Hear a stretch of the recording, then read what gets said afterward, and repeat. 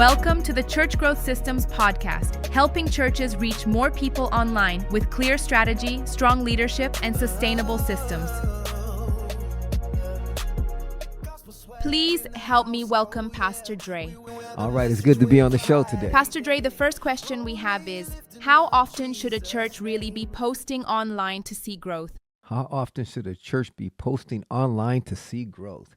I would say at least 3 to 5 times a day, if you can. 3 to 5 times a day, but I think you want to make sure that you give value. I think the key thing is giving value, because we can post, right? But if it's not giving the viewer value, they're probably just going to scroll. Now, I know some people might hear, wow, 3 to 5 times a day, that's a lot. But it's free. You know what I mean? You could post as much as you want. It's free, of course. Sometimes churches may have a certain standard they need to meet, and that's fine. But I think if you could post at least 3 to 5 times a day, it will help you with the algorithm. It will help you get more chances of have a video going viral. It's like this. The more fishing lines you have in the ocean, the more chance you have of catching a fish. And I know sometimes churches may post once a week, but if you go 3 to 5 times a day, it's great. What type of content actually brings new people to a church online? What type of content brings new people to a church? I would say value, testimonies, because it all depends on your target audience, right? Whenever I'm posting, I want to have a certain target audience in mind. This post might be after the unsaved. The next post might be to encourage the Christian. The next post might be to reach the lost, unsaved, reach the lost. So every post is probably going to have a target audience. So you want to speak in that post to that person. You want to picture the person that you're talking to in that post. Now, if you want to reach someone with your content, then of course, testimonies are good. Lives being changed. It all depends on the target audience that you're going after. Maybe you're going after someone that once knew the Lord, but now they're far from God. Someone that hasn't ever known God. So then that means you're going to target, that's going to be your target audience, and then you're going to put your content around that target audience. Okay? So that's how you can reach people that are unsaved. Because sometimes what could happen is we can post content of what's happening in our church, and that's good. But that's more like that shows what's happening in the church, and you're going to get a lot of likes and a lot of hearts from other Christians, which is great. But if you're going to go after the lost, they're probably not wondering what's happening in the church. They're probably wondering what's happening in the lives of the people in the church. So like I said, it all depends on your target audience. So if you want to reach people, you want to give value to the people you're trying to reach. You want to give value to your target audience.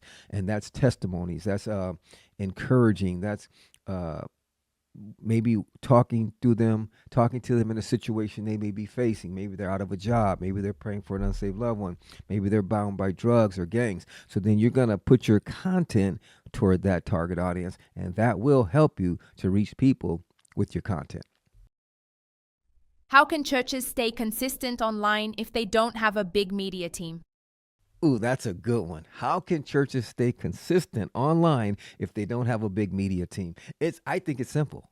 But then again, sometimes what happens is our branding could limit us because we want everything to fit in the branding, which is cool. I get it. But the way to stay consistent is you build a team, right? If you don't have a team, I'll guarantee you there's probably at least, if you have a church of 100 people, there's probably at least 5 people in your church that have a phone, right? All they got to do is film. They could film for you and send it to you. And then you could edit that. You can choose what you want to air from the content they send you. Because sometimes it all depends on the media team. But if the media team is small, you can use the congregation. I'm sure you even see people in your church while you're preaching, they're filming. They're filming you preach, or they're filming what's happening in the newcomers lounge, or they're filming on the way to church. They're filming themselves. Come on, somebody. So you could ask a few people in the church, hey, send me some content every week. Here's the email that you can send it to. And we would love for you to send us some content from your phone. And then you get that content. You could ask people to send their testimony. You could ask people to send what God is doing in their lives. You could ask people to send different content. And the good thing about it, if you want to protect your brand, you can sort through it and pick what you want to air. That's your media team. Teenagers have phones. They're constantly filming. They might even be filming when They might even be on social media during the preaching. Come on, somebody. So get those that have a phone and get them to help out by getting content, and then you can sort through that content and put it up on your social media. So that's what I would say. Thank you, Pastor Dre. That is some very insightful information. Thanks for coming on the show. Thank you for having me on the show. Thanks for listening to the Church Growth Systems podcast. Here's your challenge this week. Pick one area of your church's online presence and improve it intentionally. One platform, one message, one step. Small, consistent moves build real growth.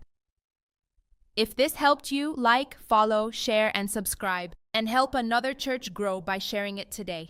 Until the next episode, God bless you.